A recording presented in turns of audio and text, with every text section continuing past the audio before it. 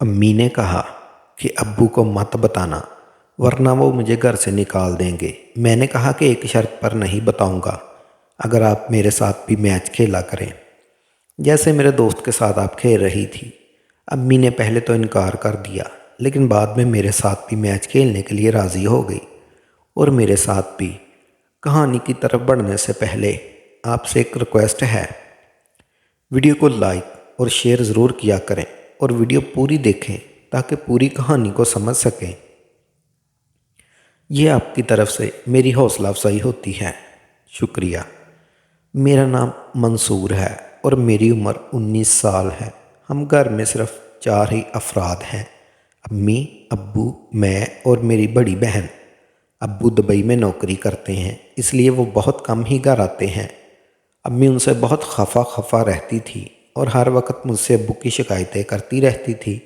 अम्मी बहुत ज़्यादा खूबसूरत थी और उनकी उम्र इतनी ज़्यादा भी नहीं थी, जिसकी वजह से अम्मी के लहजे से ऐसा महसूस होता था वो अब्बू से बिल्कुल भी खुश नहीं है और हमेशा अब्बू की शिकायतें करती रहती थी कि तुम्हारा अब्बू मुझे वक़्त नहीं दे पाता। मेरी ज़िंदगी का खूबसूरत हिस्सा ऐसे ही बर्बाद हो रहा है। मेरे शौहर को तो मेरी कोई फ़िक्र ही नहीं।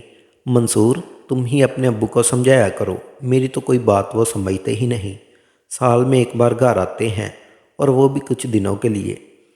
उम्र के इस हिस्से में मुझे इनकी ज़रूरत पड़ती है। अम्मी बहुत खुले लफ्ज़ों में मेरे साथ ये सारा जिक्र करती रहती थी।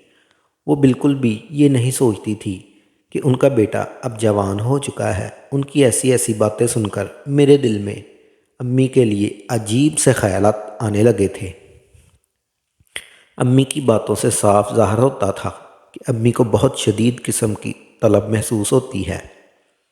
अम्मी को देखकर मेरे दिल में भी हलचल होने लगती थी। मैं बहाने से अम्मी के पास आता था। अम्मी को भी ये बात अच्छी लगती थी। मुझे ऐसा महसूस होता था कि अम्मी मुझे कुछ कहना चाहती हैं, लेकिन पता नहीं क्यों खामोश हो जाती थी। मेरा एक दोस्त था, वो अपनी बहन के साथ मैच खेला करता था। उसके घर का भी यही मसला था। वो भी अक्सर मुझे बताया करता था कि उसकी बहन का शौहर बाहर रहता है, जिसकी वजह से वो अपनी बहन की ज़रूरियत पूरी करता रहता है ताकि उसकी बहन किसी की और के साथ दोस्ती करके मैच ना खेले। उनकी बदनामी हो जाएगी। मैं अपनी बहन का ख्याल रखता हूँ। घर में ही दब जाती है बात, जिससे मेरा दोस्त खुश हो जाता है। उसकी बहन भी उससे बहुत खुश रहती है। वो अक्सर मुझसे अपनी और अपनी बहन की बातें शेयर करता था, तो मुझे भी ख्याल आता कि मेरी अम्मी का भी यही मसला है। क्यों ना मैं अपनी अम्मी का ये मसला दूर कर दूं और उनकी तलब को मैं पूरा कर दूं, जिसकी वजह से वो अब्बू की शिकायत करना बंद कर दें। लेकिन मैं डरता था, अगर अम्मी या अब्बू में किसी को ये बात बता चली कि मैं क्या सोचता हूँ, तो कहीं वो मुझसे गुस्सा ना हो जाए।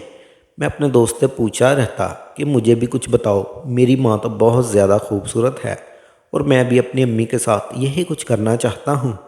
तो वो मुझसे कहता कि तुम अपनी अम्मी को किसी बहाने से राज़ी करो और बहाने बहाने से उसे इस तरह की बातें बताया करो। हो सकता है वो तुम्हारी बात मान जाए। मगर अम्मी को जब कोई ऐसी बात बताने की कोशिश करता तो अम्मी बात को फ़ौरन बदल दिया करती, जिसकी वजह से मुझे खुलकर बात करने में डर लगता था। मैं एक दिन अपने दोस्त को घर ले आया और मेरे कमरे में बैठकर बातें करने लगे। अम्मी ने हमारे लिए खाना बनाया और हमारे साथ ही बैठकर खाने लगी। मैं नोट कर रहा था। मेरा दोस्त मेरी अम्मी को गौर से देख रहा था। जब खाना खाकर अम्मी चली गई तो मेरा दोस्त बोला कि हाँ यार, तू कल बिल्कुल सही कहता था, तेरी अम्मी तो वाकई ही बहुत खूबसूरत है। मुझे पता ही ना चला कब मेरी अम्मी भी इसको गौर से देखने लगी थी। थोड़ी देर बाद ही अम्मी ने कहा, बेटा जाओ बर्फ़ ले आओ, पानी ठंडा करना है। हमारी फ्रिज ख़राब थी, इसलिए मैं बर्फ़ लेने के लिए चला गया। ऐसे ही दिन गुजरने लगे। मेरा दोस्त अक्सर मेरे ही घर आ जाता और अम्मी मुझे बर्फ़ के बहाने बाहर भेज देती। मेरा दोस्त मेरे कमरे में बैठा रहता और अम्मी की बात मानकर मैं बाज़ार से बर्फ़ लेने चला जाता। बाज़ार यहाँ से थोड़ा दूर था, जिस वजह से मुझे थोड़ा टाइम लग जाता। मैं जब भी बर्फ़ लेकर वापस आता तो मुझे घर का माहौल बदला सा लगता और मेरे दोस्त की हालत भी मुझे बहुत ज़्यादा बिगड़ी हुई लगती थी। ऐसा मालूम होता था जैसे वो बहुत ज़्यादा थका हुआ है। ये कई दिनों तक होता रहा। ایک دن امی نے مجھے کہا کہ جاؤ برف لے کر آؤ۔ میں برف لینے کے لیے جانے لگا تو مجھے خیال آیا کہ کہیں میرا دوست اور میری امی میچ تو نہیں کھیلتے، کیونکہ اب امی بہت خوش رہتی ہیں۔ میں برف لینے کے لیے جانے لگا۔ امی اپنے کمرے میں بیٹھی ہوئی تھی، وہ فون چلا رہی تھی۔ میں نے ایک نظر امی کو دیکھا، امی شاید میرے جانے کا ہی انتظار کر رہی تھی۔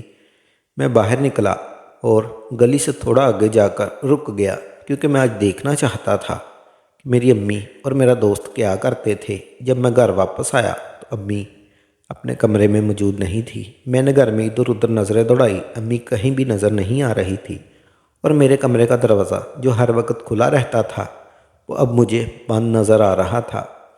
میں آہستہ سے کمرے کے پاس گیا تو دروازہ لاک تھا۔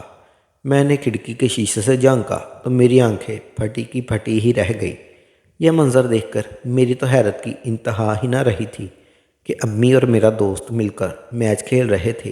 مجھے معلوم ہو گیا کہ میرا دوست اتنا تھکا تھکا کیوں محسوس ہوتا تھا۔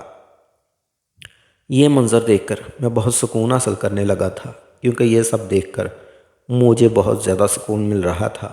جس طرح میرا دوست اور امی مجھ سے بات چھپا رہے تھے، مجھے بہت غصہ آ رہا تھا، کیونکہ وہ دونوں میچ کھیل کر سکون حاصل کر لیا کرتے تھے۔ اسی غصے کی وجہ سے مجھے بخار ہو گیا تھا۔ جب رات ہوئی تو وہی منظر میری آنکھوں کے سامنے کسی فلم کی طرح چل رہا تھا اور مجھے بہت زیادہ سکون محسوس ہو رہا تھا۔ امی میرے پاس بیٹھ کر مجھے دوائی کھلا رہی تھی۔ میں چاہتا تھا کہ کسی طرح امی سے بات کروں، آخر مجھ سے برداشت نہیں ہوا اور میں نے امی کو سب بتا دیا۔ امی یہ سب سن کر حیران رہ گئی اور مجھے کہنے لگی کہ اپنے ابو کو نہیں بتاؤ۔ میں نے کہا ایک شرط پر نہیں بتاؤں گا، اگر آپ میرے ساتھ بھی میچ کھیلا کریں گی جیسے میرے دوست کے ساتھ آپ کھیل رہی تھیں۔ امی نے پہلے تو انکار کر دیا، لیکن بعد میں میرے ساتھ بھی میچ کھیلنے کے لیے راضی ہو گئی اور اپنے ہاتھ سے ہی مجھے سکون دینا شروع کر دیا۔ کافی دیر بعد امی تھک گئی، تب تک میرا بخار بھی اتر چکا تھا۔ پھر میں نے ساری رات امی کے ساتھ میچ کھیلا۔ امی کو بہت سکون حاصل ہو رہا تھا اور مجھے بھی، کیونکہ امی کا بہت زیادہ تجربہ تھا میچ کھیلنے کا، اس لیے امی بہت تیزی سے کھیلتی جا رہی تھی۔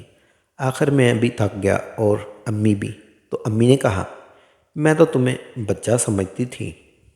دوستو، یہ تھی آج کی کہانی۔ روزانہ ایسی ہی اچھی ویڈیو دیکھنے کے لیے ہمارے ساتھ جڑے رہیں۔ شکریہ۔